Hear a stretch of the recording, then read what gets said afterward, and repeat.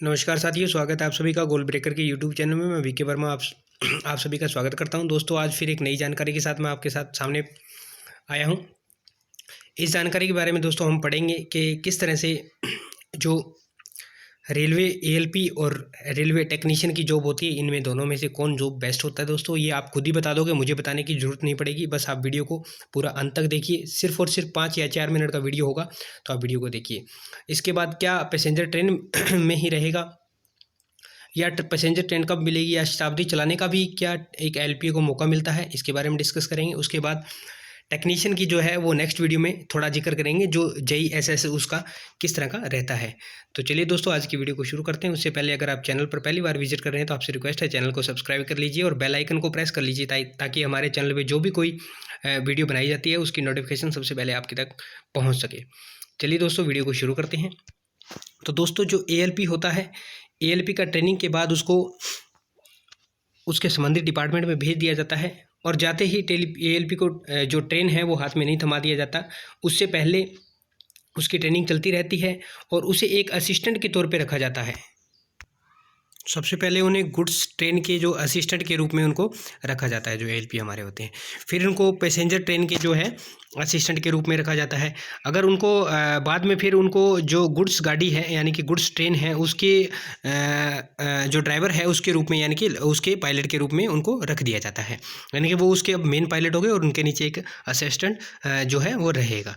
अब इसके बाद अगर बात करें तो उनको फिर शंटर का भी जो पायलट है वो बनाया जाएगा। शंटर के बाद उनको जो पैसेंजर गाड़ी है, यानी कि पैसेंजर का उनको पायलट बना दिया जाता है। उसके बाद वो अगर फास्ट सुपर फास्ट, अगर उससे सुपर फास्ट और शताब्दी, इस तरह की उनकी पूरी जर्नी होती है। अगर बात करें तो इनकी जर्नी पूरी क्या होती है, ट्रेन के अंदर पूरा ही जीवन, मतलब आधा जीवन तो इनका ट्रेन के अंदर ही शेड्यूल बीत जाता है। अगर इनकी जैसे कोई गाड़ी लेकर जाता है, मान लीजिए कोई लोको पायलट गाड़ी लेके चला एक स्टेशन से, और ये फिक्स नहीं कि 8 घंटे की ड्यूटी इनकी फिक्स है, यानी कि होती तो 8 घंटे की कहने की है, लेकिन अगर ये ट्रेन लेट हो गई तो 2 घंटे लेट हो गया, 4 लेट हो गया, तो ये जिस स्टेशन पे जहाँ पहुँचते हैं, यानी कि इनका जहाँ पे विराम होता है, वहाँ पर पहुँच इनको 8 घंटे का रेस्ट दिया जाता है।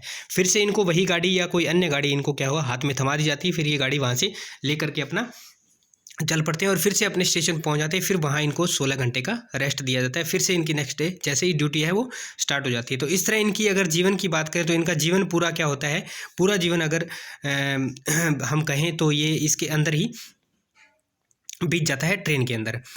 वहीं अगर हम बात करें जो इनके जो प्रोसीजर होता है किस तरह से होता है, तो सबसे पहले ये लोग एएलपी पे सिलेक्ट होते हैं। फिर इनको सीनियर एएलपी जो है वो पोस्ट अलॉटमेंट होता है, सीनियर एएलपी बनाया जाता है। और तीसरे नंबर पे इनको फिर लोको सेंटर का जो है एएलपी बनाया जाता है, यानी कि ये लोको सेंटर के एएलपी रहते हैं। उसके बाद लोको सेंटर से इनको लोको सेंटर के सीनियर एएलपी के रूप में बना दिया जाता है। और फिर इसके बाद में धीरे धीरे इनका क्या होता है, इनको एएलपी असिस्टेंट से हटाकर एलपी बना दें, यानी कि लोको पायलट का प्रमोशन हो जाता है। फिर इनका सीनियर लोको पायलट, और इस तरह से इनका क्या होता है, धीरे धीरे प्रमोशन जो है वो होता रहता है। और कोई रेयर ही चांस होता है, यानी कि बहुत ही कम ऐसे होते हैं जिनको शताब्दी ट्रेन जो है चलाने को मिलता है। अगर शताब्दी मिलता भी है तो आपके जीवन के अंतिम क्षणों के अंदर आपको मिलेगा। इस तरह के बहुत ही मतलब लक्की पर्सन होते हैं जिनको शताब्दी मिलता है। लगभग उनकी उम्र आप मान के चलो कि 50 से ऊपर हो जाती है जब तक उनको ये कहीं शताब्दी मिलने वाला होता है। और बहुत को ऐसे होते हैं जिनको शताब्दी मिलता ही नहीं है, वो सिर्फ पैसेंजर में ही रह जाते हैं या सुपरफास्ट या फास्ट गाड़ी के अंदर ही रह जाते हैं। वहीं अगर मैं बात करूं जो हमारी दूसरी टेक्नीशियन की जॉब है, उस टेक्नीशियन की जॉब अगर बात करें तो ये एक आरामदायक जॉब है। इसकी अगर बात करें तो टेक्नीशियन के ऊपर तो मैं बहुत मतलब अच्छे से एक्सप्लेन करने वाला हूँ, और एक वीडियो टेक्नीशियन का जेई तक का कैसे सफ़र रहता है उसके ऊपर भी एक बहुत बढ़िया से वीडियो बनाने वाला हूँ, वो भी बनाऊँगा। तो अगर टेक्नीशियन की बात करूं तो एक आरामदायक जॉब है जैसा कि मैंने बताया, क्योंकि टेक्नीशियन क्या होता है, अपना ड्यूटी समय में जाता है। इसका 8 घंटे का, 9 घंटे का, 8.5 घंटे का जो भी ड्यूटी है, इनका ड्यूटी फिक्स रहेगा। ड्यूटी टाइम के अंदर इनको लंच और ब्रेकफास्ट जो भी रहता है वो फिक्स रहेगा इनका। उसका टाइम टेबल रहेगा 1 से 1 घंटा इनका, यानी कि 1 घंटा लंच का टाइम रहेगा। टी टाइम इनको मिलता है, उस टी टाइम के अंदर इनको टी दिया जाता है। और लोको पायलट सॉरी, अगर टेक्नीशियन चाहे तो अपने घर पर जाके वो लंच कर सकता है, और चाहे तो वो अपना वहीं पर जो कैंटीन वगैरह होती है वहीं पर अपना लंच कर सकता है। इस तरह से रहता है इनका।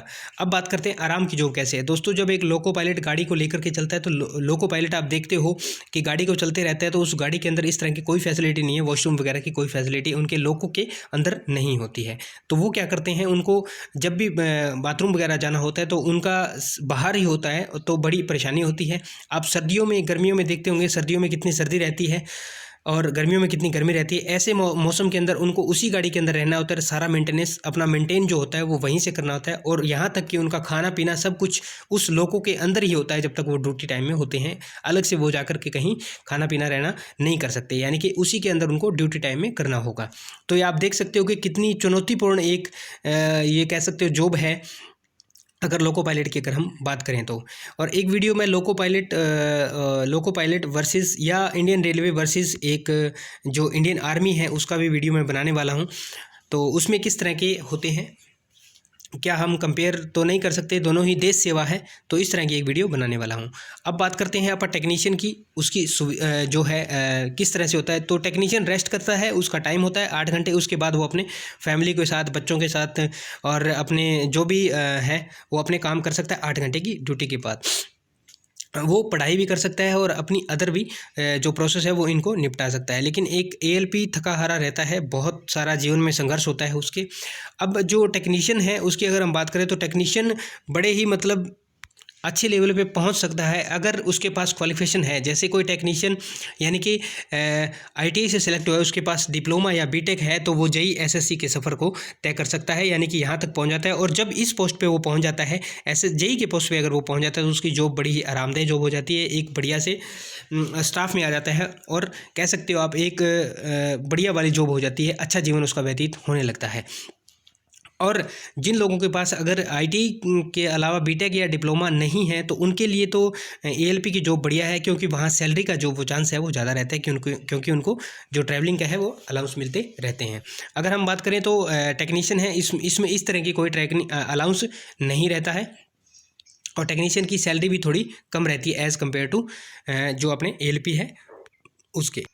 तो दोस्तों आज की वीडियो में इतना ही। आई होप वीडियो आपके लिए हेल्पफुल होगा, तो अपने दोस्तों के साथ शेयर कर दें, वीडियो को लाइक कर दें, कमेंट कर दें।